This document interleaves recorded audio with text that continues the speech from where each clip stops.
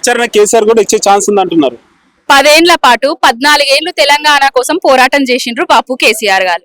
10 ఏళ్ల పాటు దేశంలోనే నీకేమొచ్చిరా తెలంగాణ పాలించడంలో, అసలు తెలంగాణలోకి పాలన చేత కాదు అని అన్నారు. పాలిస్తే తెలంగాణ లెక్క పాలించాలని 9.5 ఏండ్లల్లో చూపించిండ్రు. హనుమంతుని గుడి లేని ఊరు లేదు, కేసీఆర్ గాని సంక్షేమ పథకం లేని ఇల్లు లేదు అనే విధంగా పాలించిండ్రు.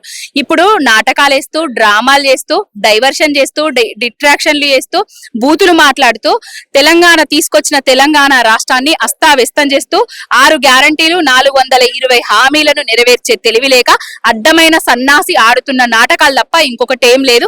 కేసీఆర్ గారిని పిలుచుకో, కేటీఆర్ గారిని పిలుచుకో, హరీష్ అన్నని పిలుచుకో, ఎవరినైనా పిలుచుకో, చట్టాలను గౌరవిస్తాము, మేము వచ్చి వాళ్ళ దగ్గర మాట్లాడతాము.